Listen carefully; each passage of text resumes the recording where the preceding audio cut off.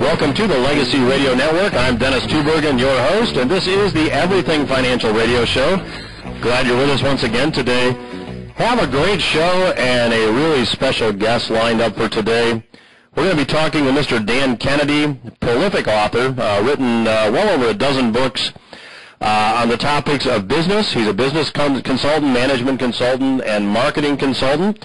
We're going to get his take on what's going on in the business environment today and his take on what's going on with government regulation and how it's affecting business.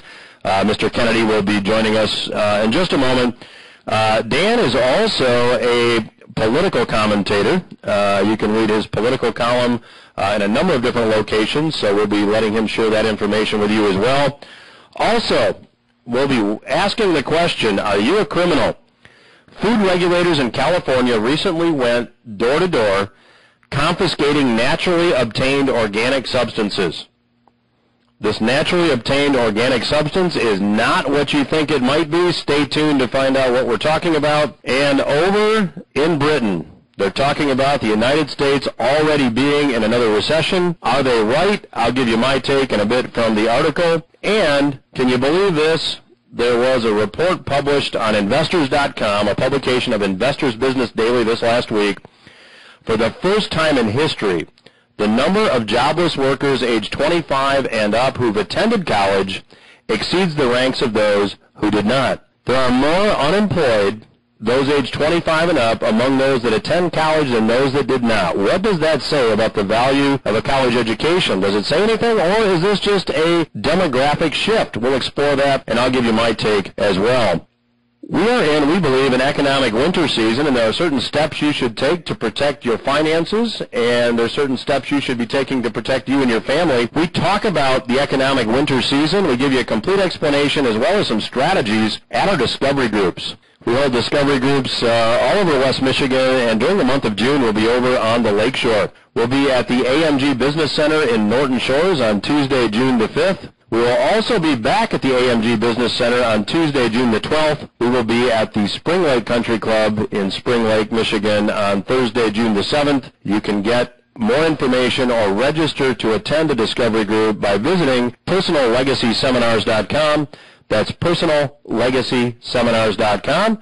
Go ahead and visit there. You can click on the link to get more information as well. Talking today with Mr. Dan Kennedy. I've known Dan for a long time. Dan is, to describe him as a prolific author would be an understatement. Dan is a political commentator and primarily a business consultant. Dan provides marketing and management advice to businesses whose sales total in the billions of dollars. Very bright guy, and Dan, very glad that you took some time out to join us here on the show today. Happy to be with you again. Hey, Dan, we hear the political pundits out there, particularly the left-leaning political pundits, saying that the economy is getting better. Then we see some fairly dismal economic numbers come in as far as job creation. Give us your take on where we are economically speaking. Well, whoever it was who observed that statistics are a sophisticated way to lie had it, about right. You can, and of course, in the financial world, you well know, we can find a set of numbers to support just about any premise that we want to put across. The reality is that we still see such underlying and systemic concerns with maybe $2 trillion of capital literally parked on the sidelines, the equivalent of you or I having it at home in shoeboxes underneath the bed, capital investment leaving our shores. If you read 40 or 50 different industry trade journals a month, as I do for my work, rather than what most people would do, just the trade journal of the industry they're in, you can see the pattern and the trends. The mid-range restaurant industry and the fast food industry building far more abroad than here. In some cases shuttering units here and opening new units abroad. You have a company now like Southwest Airlines for the first time opening international routes. A company like J.Crew opening stores abroad now for the first time in their history, rather than continuing to invest in expansion here.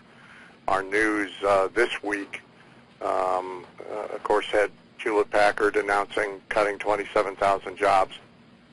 I mean, you just see a lack of corporate investor and small business owner confidence, born of all of the tax and regulatory and interference threats already implicit in Obamacare and Obama financial reform, and so many more threatened, and interference at every level in every industry. The agriculture industry is in trauma at the prospect of a second term. They very recently beat back an attempt to essentially outlaw family farm owners employing their own children to do work on the family farms. But that's sort of symbolic of the kind of idea that that has injected so much uncertainty and lack of confidence in business.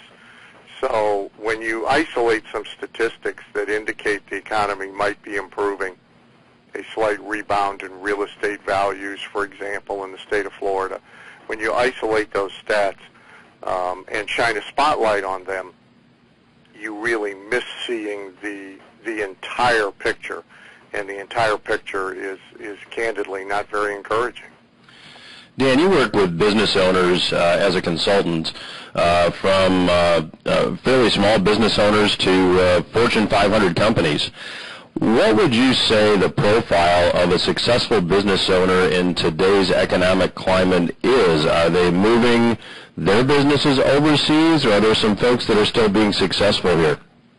Well, there's plenty of success here, but what you see with highly successful entrepreneurs, with small businesses, mid-sized companies, growing concerns, all the way up to hugely successful large companies, is you see the overarching determination to create their own economy rather than be limited by or injured by circumstances, and that's a behavioral characteristic that always separates the winners from the losers. But what you do see is what I would call a very cautious, almost timid attitude toward investment growth and expansion in the United States, and an ever-increasing interest, and in some cases action toward doing business elsewhere, moving capital elsewhere, acquiring businesses elsewhere, and you know that's not a very healthy trend for any of us. Dan, we have maybe 2 minutes left or so in this segment. Let me just start by asking you, what's your forecast? Where do you see us economically speaking and from a business climate perspective in a couple of years? Well, I really do think a lot of that depends on what happens in November, or what looks like it's going to happen in November as we enter the fall.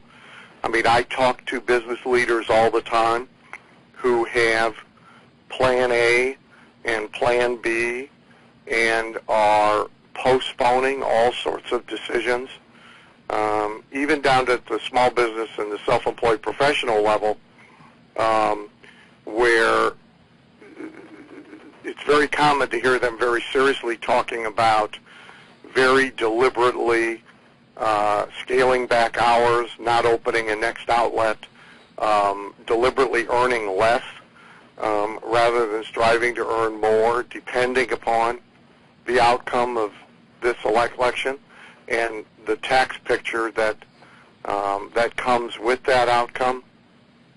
So I really do think that it is maybe more difficult than ever to answer a question like yours with November in play. Long term, of course, we have a very resilient population, a very resilient entrepreneurial population. We have people starting new businesses and companies and innovating all the time. And so the long-term picture is good, as it always has been and presumably always will be. But the short-term picture is very much dependent on the attitude of the administration toward business and toward free enterprise, whoever's going to be in place post-November. We are chatting with Mr. Dan Kennedy. We will resume our conversation with him when Everything Financial Radio returns on the Legacy Radio Network. Stay with us.